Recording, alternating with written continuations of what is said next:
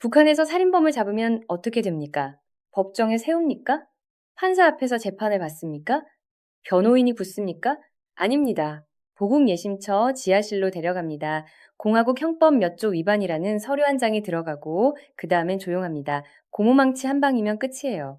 오늘 이 자리에 그 시스템 안에서 10년을 일한 사람이 나와서 직접 이야기합니다. 북한 보안원 출신 정희성 씨입니다. 탈북 후 남한 생활 4개월 차입니다. 많은 분들이 북한을 얘기할 때 공개 처형, 강제 수용소 이런 이미지를 떠올립니다. 근데 그게 표면입니다. 오늘 저는 그 표면 아래를 세 층으로 따라가겠습니다. 보안원이 무엇을 하는지, 실제 수사 현장에서 무슨 일이 있었는지, 그리고 공개 처형이 사라진 게 왜 더 무서운 신호인지, 이 세 가지를 따라가다 보면 마지막에는 전혀 다른 질문이 남습니다. 우선 북한 보안원이 정확히 어떤 존재인지부터 짚겠습니다. 공식 임무는 세 가지입니다. 수령보위, 제도보위, 인민보위. 수령을 지키고 사회주의 제도를 지키고 인민을 보호한다는 거죠. 들으면 그럴듯합니다. 근데 이걸 실제 업무로 풀면 어떻게 됩니까? 눈 떠서 잠들 때까지 주민 하나하나의 일상을 24시간 들여다봅니다. 자본주의 사상 문화가 스며들지 못하게 막고 이미 들어온 게 있으면 잡아내야 하고 각종 위법 행위를 처벌합니다.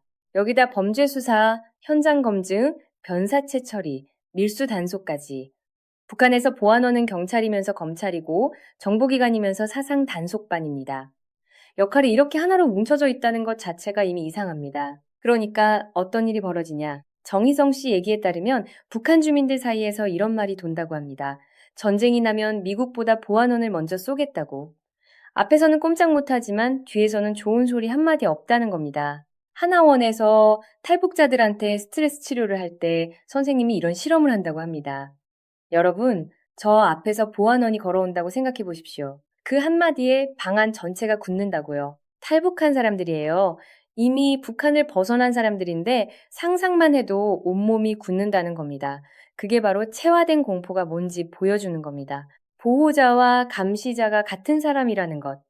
이 나라에서 그 두 단어는 사실상 동의어입니다. 정희성 씨는 그 자리에서 10년을 일했습니다. 그럼 그 10년 동안 실제로 어떤 일들이 있었을까요? 단속 얘기부터 하겠습니다. 한국 드라마, 영화, 외국 영상물 북한에서는 전부 처벌 대상입니다. 걸리면 사상범으로 분류됩니다. 옛날엔 VCD나 테이프 하나 들고 다니다 걸리는 게 증거였는데 요즘은 달라졌습니다. 요만한 마이크로 SD카드 하나에 영화가 20개, 30개씩 담깁니다.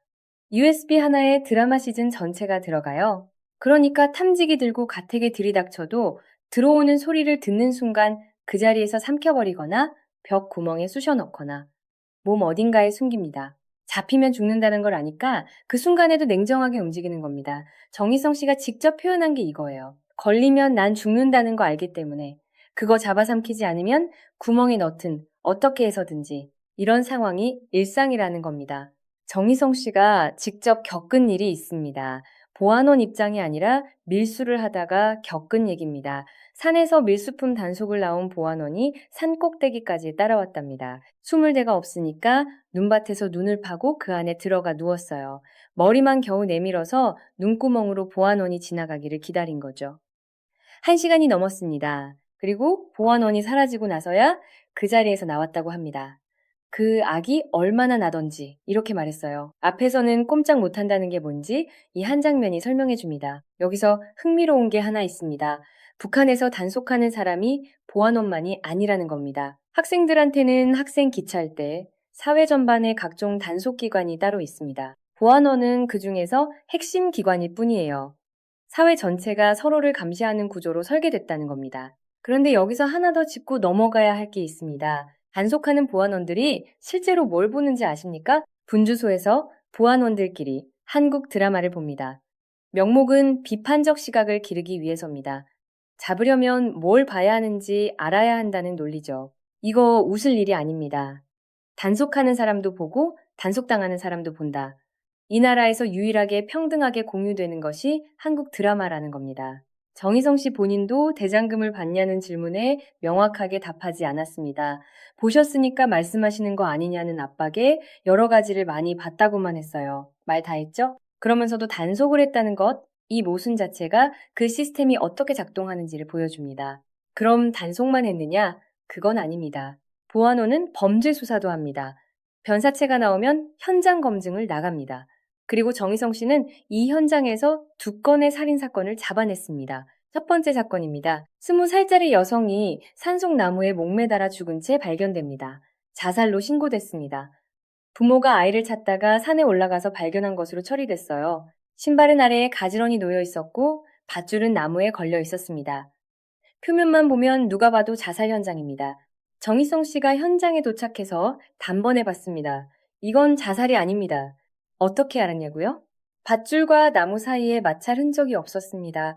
살아있는 사람이 목을 매달면 버둥거립니다. 그 움직임 때문에 밧줄이 나무에 쓸린 자국이 반드시 남습니다. 껍질이 벗겨지거나 홈이 파이거나 수분이 묻어나오거나 없었어요. 마치 처음부터 거기 매달아 놓은 것처럼 흔적이 없었습니다. 그 다음 시신의 입과 턱 주변.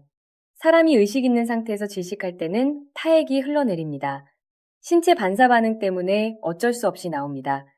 깨끗했습니다. 이미 의식을 잃은 상태 혹은 죽은 상태에서 그 자리에 매달린 겁니다. 살인 현장을 옮긴 거예요. 다른 곳에서 죽이고 시신을 이 산으로 가져와서 나무에 매단 겁니다. 1차 피의자 특정 기준은 명확합니다. 첫 번째, 신고자이자 발견자, 아버지입니다. 수사 과정에서 나온 사실은 이렇습니다. 죽은 아이가 평소에 행실이 나빴고 부모와 갈등이 심했다는 거였어요. 지기 싫은 성격이라 몇 번이나 충돌이 있었다는 진술도 나왔습니다. 뒤에 어떻게 결론이 났는지까지 증언이 이어지지는 않았지만 현장에서 자살이 아니라는 결론을 내린 경위만큼은 명확했습니다. 그런데 두 번째 사건이 더 충격적입니다. 기업소 회계원 출신 남성이 있습니다.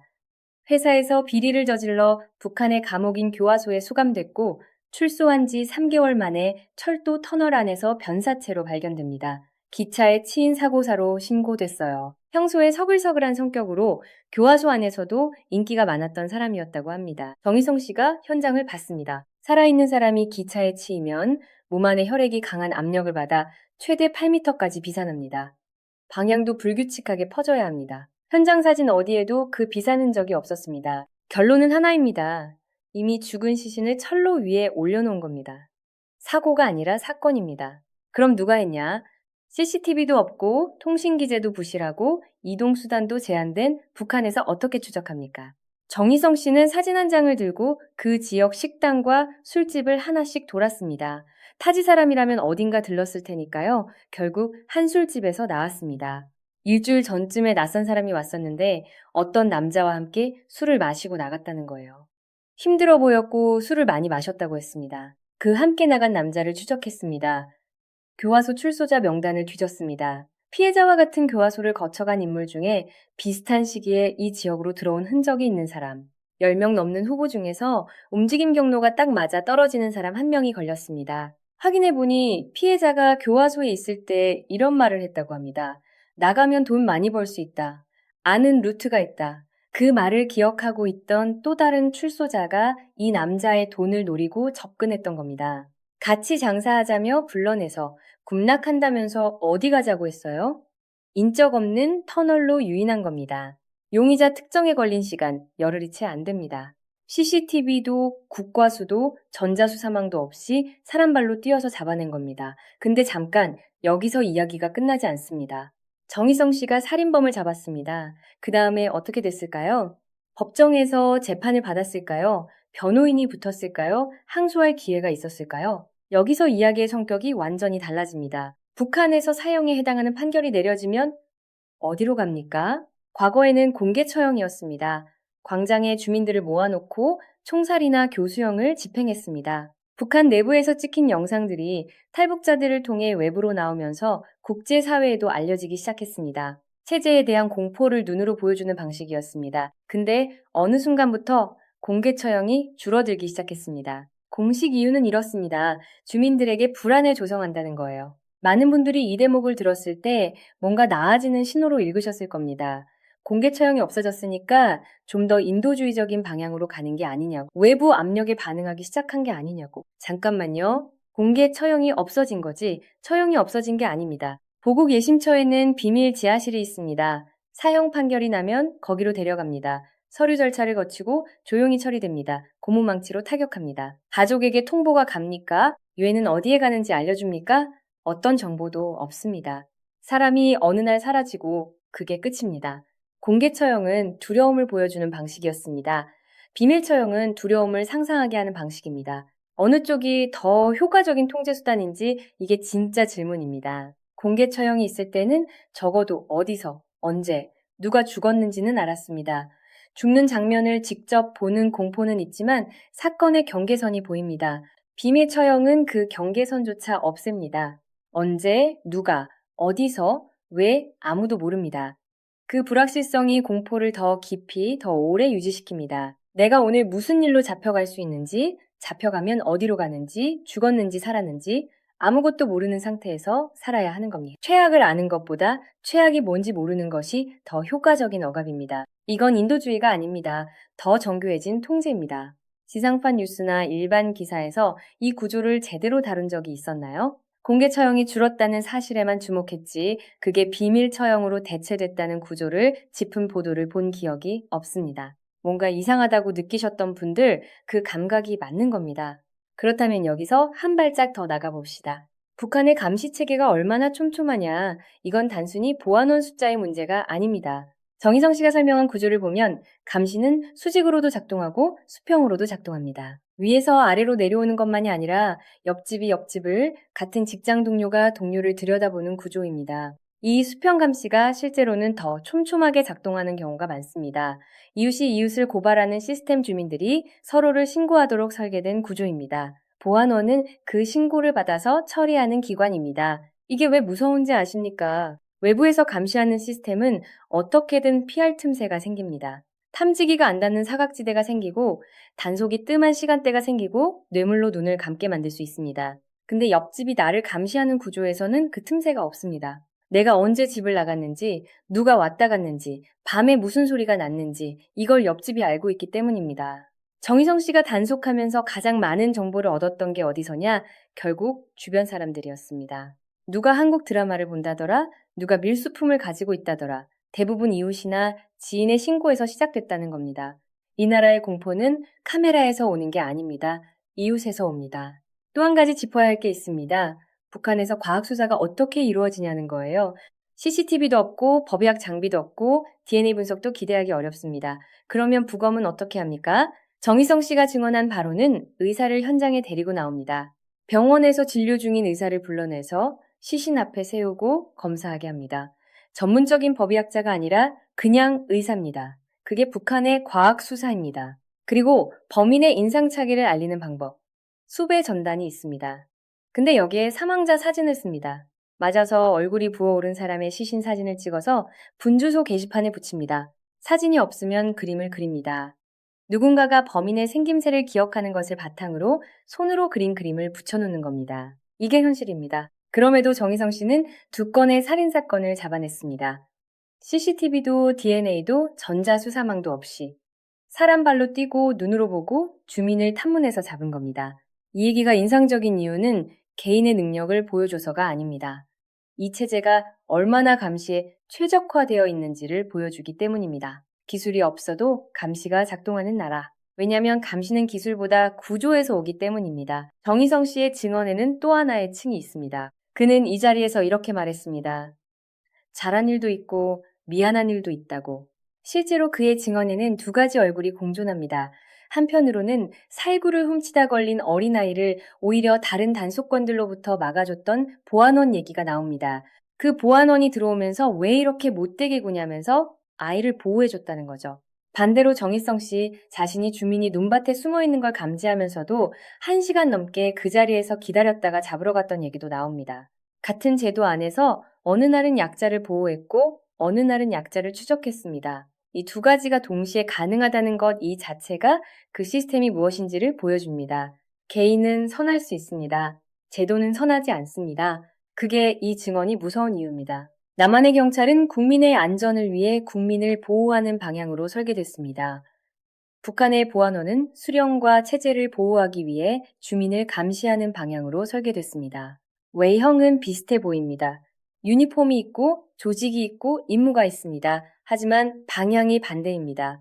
남한 경찰은 국민 쪽을 향해 있고 북한 보안원은 체제 쪽을 향해 있습니다. 누구를 보호하느냐가 다릅니다. 정희성 씨는 왜 북한에서 살인사건이 적냐는 질문에 이렇게 대답했습니다. 처벌이 너무 확실하기 때문이라고. 살인을 저지르면 반드시 죽는다는 걸 주민 모두가 알기 때문에 중범죄보다 사고가 훨씬 많다는 겁니다. 그 처벌의 확실성은 어디서 옵니까? 법치에서 오는 게 아닙니다. 재판에서 오는 게 아닙니다. 지하실에서 옵니다. 북한이 공개 처형을 없앤 것을 세상이 나아지는 방향으로 읽으셨다면 지금 이 시점에 어떤 변화가 있어야 합니다. 외부에서 확인 가능한 어떤 변화가 인권 상황의 개선이라든가 정치범 수용소의 규모가 줄었다든가 하지만 없습니다. 방식만 바꿨을 뿐이에요. 보이지 않게 됐을 뿐입니다. 보이지 않는다는 게 없어진 게 아닙니다. 한 가지 더. 정희성 씨가 증언한 단속 현장 묘사 중에 이런 게 있었습니다. 패션 단속. 찢어진 바지는 단속 대상입니다. 사회주의 생활 양식에 맞지 않는다는 거예요. 속옷을 바지 밖으로 내놓는 것도 안 됩니다. 건방지다는 이유에서입니다. 뉴욕이나 미국 상표가 찍힌 옷은 더 말할 것도 없습니다. 반바지는 상황에 따라 다르고 남자가 파마를 하는 건 허용되지만 색깔 염색은 안 됩니다. 검은색 새치 염색은 봐주지만 다른 색이 들어가면 단속 대상이에요. 이걸 왜 얘기하냐고요? 사람을 고무망치로 처형하는 체제가 동시에 바지 찢어진 걸 단속하는 체제라는 겁니다. 작은 것과 큰 것이 연결된 하나의 시스템입니다. 옷차림 하나로도 사상 상태를 측정하고 그게 누적되면 처벌로 이어지는 구조입니다. 일상의 모든 것이 체제 충성도의 지표가 되는 나라에서 사람들은 어떻게 삽니까? 정희성 씨가 이 자리에서 한 말이 있습니다. 북한에서 보안원들을 나쁘다고 하지만 사람들도 우리 보안원들이 있기 때문에 마음 편하게 살거든요. 이 말이 처음에는 이상하게 들립니다. 그 두려운 보안원 때문에 마음 편하다니. 근데 다시 생각해보면 이해가 됩니다. 북한에서 범죄가 발생했을 때 그걸 처리하는 게 보안원입니다. 살인사건을 수사해서 범인을 잡는 것도 보안원입니다. 정희성 씨가 잡아낸 두 건의 사건처럼요. 그러니까 주민 입장에서는 범죄로부터 나를 지켜주는 존재이기도 하다는 겁니다. 공포를 주는 존재가 동시에 보호를 주는 존재라고 느끼게 만드는 것. 이게 이 시스템이 얼마나 정교하게 설계됐는지를 보여주는 겁니다. 체제가 두려워야 한다는 감정과 체제에 의존해야 한다는 감정을 동시에 심어놓은 거예요. 이걸 설계라고 부르지 않으면 뭐라고 부릅니까? 정희성 씨는 지금 서울에서 4개월째 살고 있습니다. 그리고 이 자리에 나와서 자기가 10년간 했던 일들을 증언하고 있습니다. 탈북한 보안원 출신이 자기가 속했던 시스템을 직접 설명하는 것. 이게 어떤 의미인지 생각해 봤습니다. 이 사람은 그 시스템의 부품이었습니다. 그런데 부품이 밖으로 나와서 말을 합니다. 그 시스템이 어떻게 작동하는지, 어떤 방식으로 사람을 처리하는지, 왜 아무도 반항하지 못하는지, 내부에서 본 사람이 내부를 설명하는 겁니다. 체제가 완벽하게 닫혀 있다면 이 사람은 지금 여기 없어야 합니다. 10년간 그 제도의 일부였던 사람이 지금 그 제도의 실체를 이야기하고 있다는 것. 이게 무엇을 의미하는지 여러분은 이미 알고 계실 겁니다. 북한을 볼 때 체제와 인민을 분리해서 봐야 한다고들 합니다. 근데 정희성 씨의 증언은 더 복잡한 걸 보여줍니다. 체제 안에 있던 사람도 인민이었다는 겁니다. 그게 이 이야기가 끝나지 않는 이유입니다.